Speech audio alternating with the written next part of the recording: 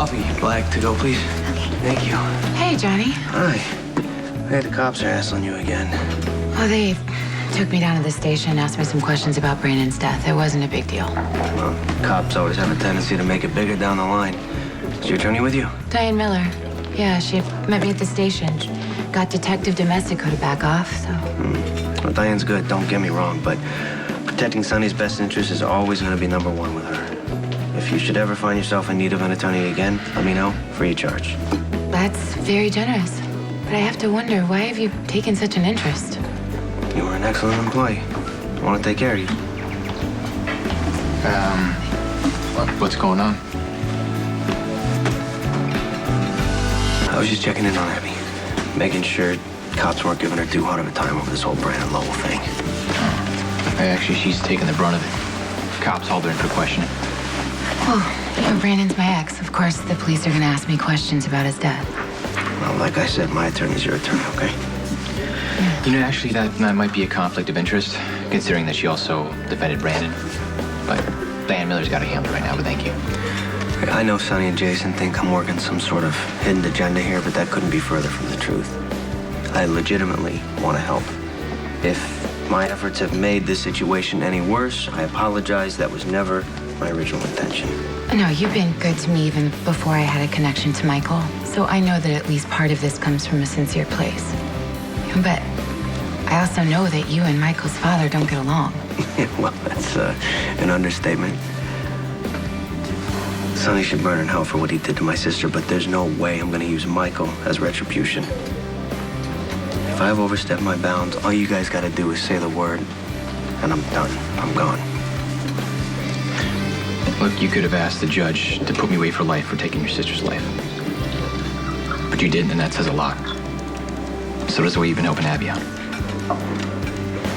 If there's anything I can do, just let me know. Yeah. Take care. Thank you.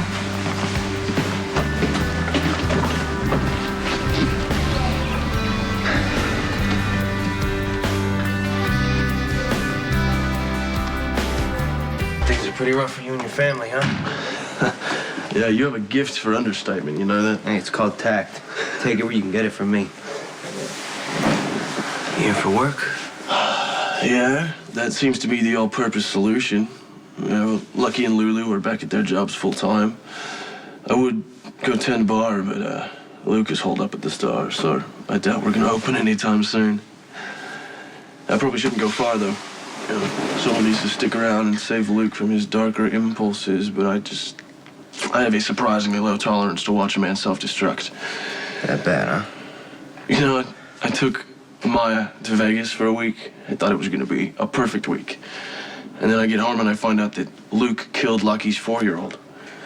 Well, from what I understand, it's an accident, right? Oh, yeah, no, you do understand it, so do I. But Luke can't see it. You know, I sat there and listened to him talk about how, yeah, anyone could have hit Jake, but Luke Spencer should have seen a 4-year-old on a dark road. This is, Lucky and Tracy are convinced that it's because of his drinking. What about you? What do you think? Well, I mean, I know Luke can hold his liquor, you know, unless he decides not to, but that accident, man, it changed him profoundly. You know, he's in a bad way, and I have no idea what to do for him. You know, I mean, I'm not very familiar with how to deal with a family, you know, so what does someone do in this situation? You're barking up the wrong tree, pal. I got a sister who's dead because she tried to kidnap a newborn and a father serving a life term in Pentonville. You're asking the wrong guy. What about your wife? Maya's gone. And I have no idea when she's coming back. You know, I can honestly see Johnny. I got a call from her family in Philadelphia. She said they needed her back there and she couldn't say why. So I drove her to the airport right after we got back from Vegas, and all I've had since are emails and text messages. You worried about her? No, I'm worried about me. If her marriage that started out being just about money, I've come to care about that woman. Uh-huh. Yeah, I mean, I'm not saying I lean on her or anything like that, but I'd much rather open up a vein to her than to you. You have my deepest sympathies. How about I pour you a drink, huh? Actually, you know what? I'm okay. Are you cutting back, Ethel?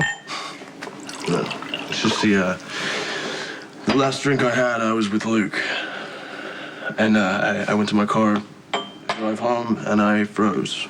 Yeah, I just stood there in the parking lot, and I started thinking about how I drink casually and how I can hold my liquor, and then I just kept picturing myself driving in that car down that road. Okay, now there's something I can speak to. Taking on your father's sins yourself. And look at me. I got this cuckoo magoo murderer for a father, right? That doesn't make me one. And you, whether Luke was driving drunk or not, regardless, that does not make you an alcoholic. Well, I know you're right, intellectually. And I'm sure before long, I'll be back to my old self.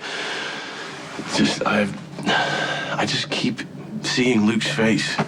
You know, his eyes, it's like he's gone. They're empty, you know. I lost his confidence. Anyway, enough about that. Please, what's this job? Well, I may have something opening up very soon. I'll call you if it comes through. Yeah, no, please, you have my cell. I do. I got one question for you, though. Okay, name it. Are you opposed to training somebody new? Is this new person gonna get me shot and killed? He won't. His family might. Michael Corinthos may soon be coming to work for me.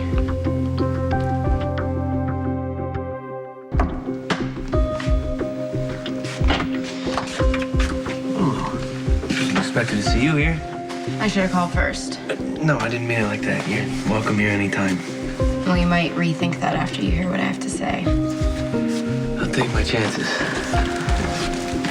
So Dante's convinced that you're either framing Michael for the murder of Abby's ex-boyfriend or you are grooming him to be a part of the mob. And what do you think? Well, I know that you're always trying to find a way to piss Sonny off, but I think that no matter how reckless your life gets, you would never try to hurt Michael. Claudia cost Michael a year of his life, and there's no way I can fully make up for that, but I owe him a pretty big debt. So if he showed up on my door asking for a job, who am I to tell him no? You remember the night that Michael got shot? You remember where we were? We were at the Star. Spinelli said that Michael had taken a bullet that was meant for Sonny. And you lost it. Of course I lost it. An innocent kid almost died because of a power struggle between me and Sonny. Okay, well, not much has changed. You're still fighting with Sonny over territory and you're using violence to solve your problems. Why do you want to put Michael in the middle of that? Michael is a grown boy. He can make his own decisions. That is such a cop-out, and you It's know it. the truth. No, the truth is the mob is a dead-end world. That's what you told me that night.